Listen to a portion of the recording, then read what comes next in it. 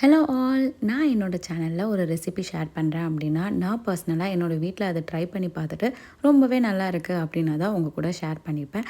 அதே மாதிரி இன்றைக்கி ஹை ப்ரோட்டீன் ஒரு பிரெட் ரெசிபி பார்க்க போகிறோம். சரி, ரொம்ப நேரம் விட்ட போட்டு தட்டிட்டு இருக்காமல் வீடியோக்குள்ளே போகலாமா? இது பண்ணுறதுக்கு தேவையானது எல்லாமே ஒரு கம்மியான இன்க்ரீடியன்ட்ஸ் தான். அதை யூஸ் பண்ணி நீங்கள் 10 மினிட்ஸ்லேயே பண்ணிடலாம். அதுக்கு ஃபர்ஸ்ட் ஆஃப் ஆல் ஒரு பெரிய வெங்காயத்தை எடுத்து நல்லா குட்டி குட்டியாக சாப் பண்ணி வச்சுக்கோங்க. உங்களுக்குலாம் சாலட் பிடிக்கும் அப்படின்னா கண்டிப்பாக இந்த ரெசிபி ரொம்பவே பிடிக்கும். உங்களுக்கு ஆனியன் பெருசாக சாப்பிட பிடிக்கும் அப்படின்னா ஓரளவு பெருசாகவே கட் பண்ணிக்கோங்க. அதுக்கப்புறம் கொஞ்சம் நான் இன்றைக்கி கேப்சிகம் எங்கள் வீட்டில் இருந்ததுனால நான் கேப்சிகமும் எடுத்திருக்கேன். அதையும் குட்டி குட்டியாக கட் பண்ணி வச்சுக்கிட்டேன். அண்ட் தென் நான் இது கூட என்ன ஆட் பண்ணியிருக்கேன் அப்படின்னா கேரட் ஆட் பண்ணியிருக்கேன். கேரட் உங்கள் வீட்டில் எல்லாேருக்கும் கருக்கு முறுக்குன்னு நல்லா சாப்பிட பிடிக்கும் அப்படின்னா நீங்கள் குட்டி குட்டியாக அதையும் கட் பண்ணி போட்டுக்கலாம். இல்லை அப்படின்னா என்னை மாதிரி நல்லா துருவி போட்டுக்கோங்க. நான் துருவி தான் இன்றைக்கி ஆட் பண்ணியிருக்கேன். இது கூட நீங்கள் ஸ்வீட் கார்ன், குக்கும்பர் கூட ஆட் பண்ணலாம். ரொம்பவே நல்லாயிருக்கும். ஆனால் இவ்வளோ தான் இன்றைக்கி ஆட் பண்ணியிருக்கேன். அண்ட் ஒரு மிக்ஸி ஜார் எடுத்துக்கோங்க. அதில் பன்னீர், இந்த பன்னீர் பார்த்திங்க அப்படின்னா எங்கள் வீட்டில் ஒரு நாள் பால் தெரிஞ்சிட்டு அதை யூஸ் பண்ணி நாங்கள் பன்னீர் ஆக்கிட்டோம். அந்த பன்னீர் கொஞ்சம் ஆட் பண்ணிவிட்டு அண்ட் கடையில் வாங்கின மில்கி மிஸ்ட் பன்னீர் கொஞ்சம் ஆட் பண்ணிக்கிட்டேன்.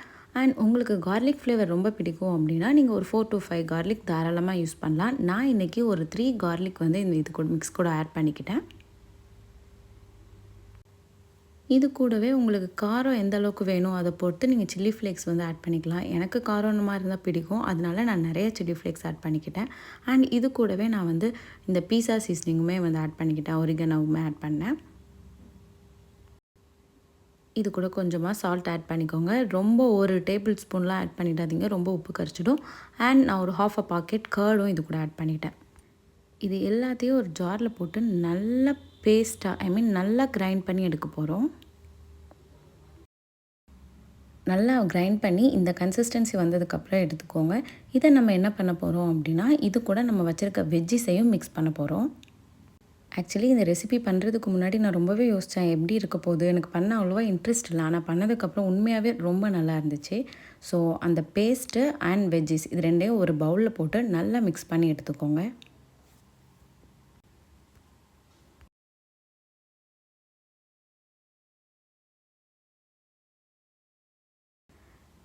நல்லா மிக்ஸ் பண்ணிவிட்டு அதோட சால்ட்டு அப்புறம் உங்களுக்கு உரைப்பு எல்லாம் பத்துமான்னு பார்த்துக்கோங்க. இல்லை அப்படின்னா அது கூட இன்னும் கொஞ்சம் chilli flakes and salt add பண்ணி நல்லா மிக்ஸ் பண்ணி எடுத்துக்கோங்க.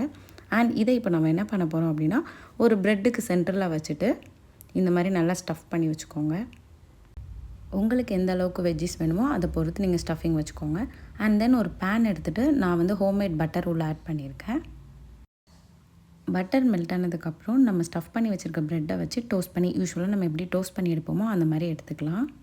ப்ரௌன் கலர் வர்றப்போ ஸோ அந்த மாதிரி கொஞ்சம் அது வெந்த மாதிரி தோணுதுக்கப்புறம் திருப்பி போட்டு நல்லா டோஸ்ட் பண்ணிக்கோங்க. நீங்களும் என்னை மாதிரி ரொம்ப யோசிக்காதீங்க வெஜ்ஜீஸ் பன்னீர்லாம் வேகுமா வேகாதான்னு சொல்லி. ஆக்சுவலி அவுட்கம் ரொம்பவே நல்லா இருந்துச்சு அண்ட் டேஸ்டியாக இருந்துச்சு. இது கூட நீங்கள் சீஸும் வைக்கலாம். நான் இன்றைக்கி சீஸ் எதுவுமே ஆட் பண்ணல.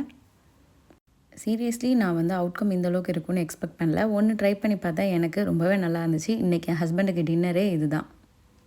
ஹெல்த்தியாகவும் சாப்பிட்ட மாதிரி ஆயிடுச்சு, ரொம்ப சீக்கிரமாகவும் பண்ண மாதிரி ஆயிடுச்சு. இதில் எந்த ப்ராசஸுமே டைம் டேக்கன் கிடையாது. நீங்கள் எத்தனை பேருக்கு பண்ணுறீங்க அதை பொறுத்து குவான்டிட்டி வெஜிடபிள்ஸ் தான் கட் பண்ணணும். வெஜிடபிள் கட்டிங் மட்டும் தான் time taken. Apart from that எல்லாமே ரொம்ப ஈஸியாக நீங்கள் சீக்கிரமாக பண்ணி முடிச்சிடலாம். அண்ட் எனக்கு இந்த ரெசிபி பர்சனலாக ரொம்ப பிடிச்சிருந்துச்சு. நீங்களும் வீட்டில் ட்ரை பண்ணி பார்த்துட்டு கமெண்ட்டில் சொல்லுங்கள். உங்களுக்கு நம்ம வீடியோஸ் பிடிச்சிருக்கு அப்படின்னா லைக் பண்ணிவிட்டு சேனலை சப்ஸ்கிரைப் பண்ணிக்கோங்க. இதே மாதிரி வேறு ஒரு ரெசிபியில் பார்க்கலாம்.